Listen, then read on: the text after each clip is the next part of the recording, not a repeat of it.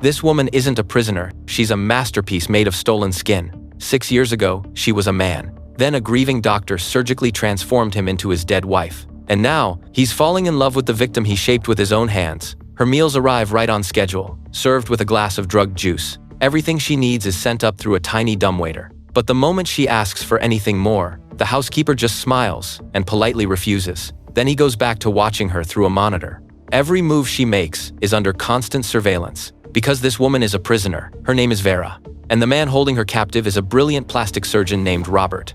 Over the past several years, he lost both his wife and his daughter. One tragedy after another destroyed the life that once seemed perfect and pushed his research into dangerous territory. Now he's trying to create perfect artificial skin that feels no pain, skin that can't be bitten by insects, skin enhanced through genetic mutation. But experiments like that are strictly forbidden. Even the hospital director rejected his proposal. So Robert moved the research to his own mansion and continued it in secret. And Vera is his test subject. The first thing Robert does when he gets home each day is check the surveillance feed. He watches his experiment in silence, the flawless figure, the smooth, almost glowing skin. Looking at her, he can't help admiring his own work. Proud of what he's created, he heads into the room. But the moment he walks in, he sees Vera has slit her wrists with a piece of paper. Luckily for her, Robert is a doctor, and he pulls her back from the edge of death. ¿Cuánto va a durar todo esto? Tienes una piel más blanda de lo que pensaba. Si no terminaste, lo terminaré yo. Si hubieras querido matarte, te habrías cortado la yugular, o al menos lo habrías intentado. Robert performs another skin graft on Vera, then brings out a blowtorch. He burns her skin and asks if she feels any pain. She doesn't. Next, he places an insect on her body. Still nothing. At this point, the experiment is nearly complete. There's almost nothing left to improve.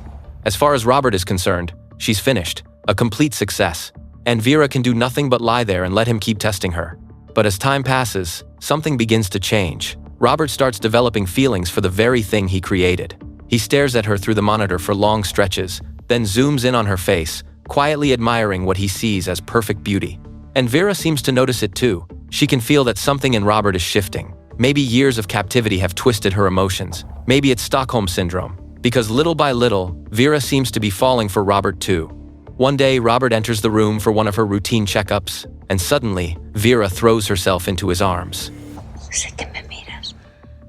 Desde que me trajiste aquí prácticamente vivimos en la misma habitación. But Robert turns her down. He wants to preserve the strange balance between them, the balance of watching and being watched. The housekeeper, Marilia, can see that conflict written all over him. She worries he's getting in too deep, and gives him blunt advice. Kill Vera now, before it turns into something worse. But Vera isn't just another victim to him. She's the masterpiece he created with his own hands. And by now, Robert is completely obsessed with her. He can't bring himself to kill her. That is, until an unexpected visitor shows up and changes everything. A man arrives at the house uninvited. His nickname is Tiger, the housekeeper's younger son, and trouble in every possible way. He grew up on the streets, the kind of lowlife who never did a single decent thing. Just 2 days earlier, he and a few accomplices robbed a jewelry store, and now the police are hunting him across the city. With nowhere else to go, Tiger comes to his mother for shelter. He wants to lie low for a while, and he has another plan too. He wants Robert to change his face, a full plastic surgery job, a new identity, a way to slip past everyone looking for him. The housekeeper warns him off. Cuando te tenga en la mesa de operaciones, en lugar de anestesia te pondrán una inyección letal. ¿Cómo se te ocurre pensar que Robert te operaría después de lo que le hiciste? But Tiger plays dumb and stays right where he is. While wandering through the house, he accidentally spots Vera on one of the monitors. The moment he sees her, he freezes, staring at the screen, instantly overwhelmed. ¿Es ella? ¿Qué hace aquí? No es ella. ¿Cómo va a ser ella? Vete de aquí. No te acerques. Tiger overpowers his mother, ties her to a chair, and under his threats, the housekeeper finally hands over the key to Vera's room. Unable to wait any longer, Tiger rushes in and grabs Vera. She fights back with everything she has, but she's no match for him. Tiger throws her over his shoulder, carries her into the bedroom, and slams her onto the bed. The housekeeper is forced to watch through the monitor as Vera is raped. At that exact moment, Robert comes home. He finds the housekeeper tied up, and the footage on the screen tells him everything. Enraged, Robert storms into the room and shoots Tiger dead while he's attacking Vera. After that, he drives out to the countryside and buries the body, while the housekeeper stays behind at the mansion to clean up what's left. Maybe the secret had been buried for too long. Maybe she had no one left to tell. Still shaken, the housekeeper finally drops a bomb on Vera. Robert and Tiger are actually half-brothers. They share the same mother. Decades ago, The lady of the estate couldn't have children, so the master of the house used the young housekeeper as a surrogate and fathered Robert with her, then told the world the child had been born to him and his wife.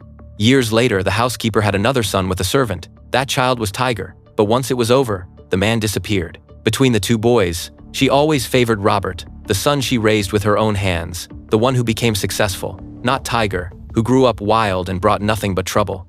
Even now, Robert still has no idea that the housekeeper is really his biological mother. But Vera has one question. Earlier, the way Tiger spoke made it sound like he and Vera had known each other before. The housekeeper gives her the answer. Tiger thought she was Anne, Robert's wife. Years ago, Anne had run away with Tiger, but during their escape, they were in a terrible car accident. Tiger survived and then disappeared. Anne was burned so badly she was barely recognizable, and Robert used every bit of his skill to save her life, staying by her side every day while her body remained wrapped in bandages. Months later, Anne slowly began to recover. The family even removed every mirror from the house so she wouldn't see herself. But then one day, Anne heard her daughter singing downstairs, a song she had taught her herself. For the first time since the accident, something inside her stirred again. The moment she opened the window, she saw her own reflection in the glass. A scream echoed through the entire estate.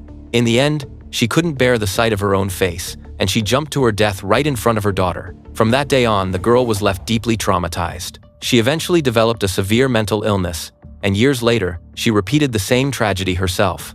As for Vera's face, Robert had shaped it to match his wife's exactly.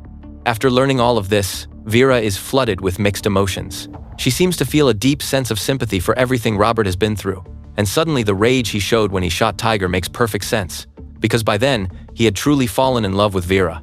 So when Vera makes a move on him again, this time Robert doesn't pull away. From that moment on, everything between them changes. And then, as the two lie in the same bed with very different thoughts, the story cuts to one of Robert's memories, and that memory begins to reveal the truth behind everything. In Robert's recollection, his daughter's condition had improved 6 years earlier. Her mental state was more stable, and even her autistic symptoms had eased. So Robert decided to take her to a party. Her mind was still fragile, but she was young, innocent, and beautiful.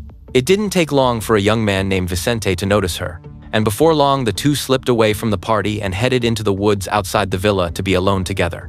But just as things started to escalate, the girl suddenly had an episode. She began struggling, screaming, and then sank her teeth into his hand. At that moment, Vicente was high on drugs and completely worked up, so he lashed out and knocked her unconscious with a slap. Back at the party, Robert realized his daughter was missing and headed outside to look for her. That's when he saw Vicente running out of the woods, jumping on his motorcycle and speeding away. Robert rushed into the trees and found his daughter lying in the grass, her clothes in disarray, her body unconscious. In that instant, he understood what may have happened. He believed Vicente had assaulted her. From that day on, her condition got much worse. The trauma pushed her even deeper into illness. She became terrified of everyone, even Robert. All she wanted to do was lock herself inside a closet and hide from the world. Not long after, she followed the same path as her mother and jumped to her death. In just a few short years, Robert had lost both his wife and his daughter, one after the other, and that kind of pain changed something inside him forever. In his mind, someone had to pay for this. So he made a decision. The man who destroyed his daughter's life would pay for what he did. Before long, Robert tracked down Vicente's identity. He learned that Vicente and his mother ran a tailor shop together. By day, Vicente seemed harmless, polite, clean-cut, like a decent young man who would never hurt anyone. But once night fell, the real Vicente came out. He started taking drugs and racing through the streets. One night, Robert followed him during one of those rides, staying right behind him and waiting for the perfect moment. When it came, he floored the gas and slammed into Vicente from behind. Vicente was thrown hard onto the roadside, and before he could even understand what had just happened, Robert walked over and injected him with a sedative. Within seconds, he blacked out. Robert dragged him back to the mansion and locked him inside a dark, damp basement, his hands and feet bound in iron restraints. The only thing Robert left him was a bucket of water to keep him alive, no food, nothing else.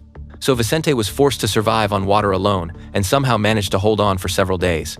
But by then, he was little more than skin and bones. Just when he felt like he was about to starve to death, Robert finally showed up. But Vicente had no idea who he really was, and no idea that Robert's daughter was already dead.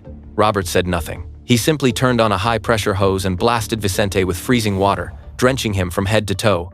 Then he tossed him a bowl of rice. Starving and desperate, Vicente immediately started shoveling it into his mouth with his bare hands.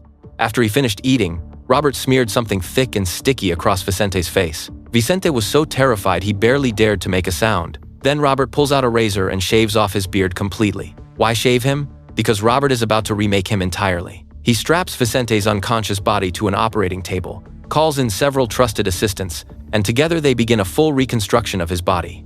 When Vicente finally wakes up again, it feels like something has been ripped out of him. Panicked, he stares at Robert and demands an answer. Una vaginoplastia. That's right, Robert didn't just punish him. He gave Vicente gender reassignment surgery. Standing in front of the mirror, Vicente stares at what his body has become. Everything that once marked him as a man is gone. He can't understand why Robert would do something this cruel to him. But for Robert, the transformation isn't over yet. The new organ is still fragile, so to keep the tissue from closing up, he brings in a set of dilators in different sizes and makes Vicente use them one by one over time. Just looking at them fills Vicente with a storm of emotions: shock, humiliation, disgust, and helpless rage. From then on, Robert examines him at regular intervals to track how the body is healing. The results are exactly what he wanted: stable, smooth, almost perfect. Vicente thought it was over. He asks Robert if he can finally leave. Robert looks at him and says, "We're just getting started." Soy el padre de Norma, la niña que violaste. Aquella noche había tomado muchas pastillas y lo recuerdo todo muy mal. Y no lo olvidaré jamás. Now, whether Vicente actually completed what he started that night is debatable, but it doesn't matter. Because Robert's daughter spiraled after that night, her condition got worse, and eventually she ended her own life. As far as Robert is concerned, Vicente is responsible for her death, and he's going to make him pay for every last bit of it. Over the next several months, Robert puts him through a long series of hormone treatments, little by little transforming him completely. The body changes, the voice softens, the features become more delicate, until the man Vicente once was is gone. In his place is a woman no one would ever question. But Robert doesn't stop there. Driven by his obsession, he reshapes Vicente's face to look exactly like his dead wife Anne. Then he gives her a new name, Vera. And just like that, every mystery finally falls into place. Vera is Vicente, and Vicente is the person Vera used to be. And now, the two of them share the same bed. It's one of the most jaw-dropping reveals you'll ever see.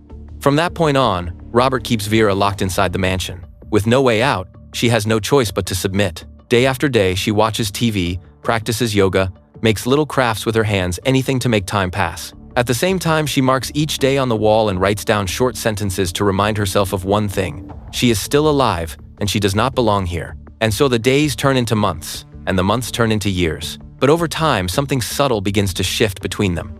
After what Tiger did to her, Vera fully realizes how deeply Robert has fallen for her, and in the end, the two of them become a couple. From that point on, Robert stops locking Vera inside the room and lets her move freely around the mansion. Vera promises she will never leave him. Robert even allows her to go shopping with the housekeeper and buy herself some beautiful clothes. The housekeeper strongly objects. She doesn't trust Vera for a second, but Robert insists, and in the end, the two head out on a shopping trip together. After they leave, one of Robert's colleagues suddenly shows up at the house, bringing a newspaper with him. Printed inside is a missing person notice for Vicente. This colleague had been part of the gender reassignment surgery years earlier. At the time, he believed Vicente had agreed to it, but later he discovered the consent forms had been forged and that Robert had performed the surgery illegally. Robert brushes it off, saying forged paperwork is nothing new for people like them, and besides, Vicente is living just fine now. As he talks, he casually pulls a gun from the drawer and tells his colleague to get out of his sight. Si se refiere a mí, el doctor Robert no me raptó. Y no me llamo Vicente, sino Vera. Seeing that even the supposed victim is defending Robert, the colleague has nothing left to say and walks out. Then Vera notices the newspaper on the table. There it is, the face she used to have, a picture of the person she once was. And just like that, the memory comes rushing back. She remembers who she really is. That night, before bed, Vera tells Robert she bought him a gift while they were out shopping. But after searching through every bag, she can't find it, and Robert suggests maybe she left it downstairs. So Vera quickly runs down to look. She heads into Robert's study, opens the drawer, and takes out the gun, slipping it into her handbag. On her way out, she sees the photo again, the face she used to have. Vera presses a deep kiss to it, as if apologizing to the person she once was. Then she returns to the bedroom, calm, certain, and finally pulls the gun from her bag, pointing it straight at Robert. Voy a matarte. Es una broma, ¿verdad? Llámalo como quieras. And just like that, the greatest plastic surgeon of his generation was gone. The housekeeper wakes to the sound of gunshots. She grabs another gun and rushes into the bedroom, only to find Robert lying in a pool of blood and Vera gone. Just then, Vera strikes from under the bed, catching the housekeeper off guard and killing her in one move. After that, Vera changes into normal clothes and finally escapes the mansion that had imprisoned her for years. At the end of the story, she returns to her family's tailor shop and sees her mother again for the first time in years. But her mother doesn't recognize her. She assumes Vera is just another customer coming in for clothes. Even her aunt, the one closest to Vicente, comes out to greet her without realizing who she is. It's only when Vera starts speaking about their past and the little details only family would know that the truth finally sinks in. Pasa algo, Cristina. Vicente has come home, but everything he went through is far too much to understand in a single moment. It's something they'll have to process little by little.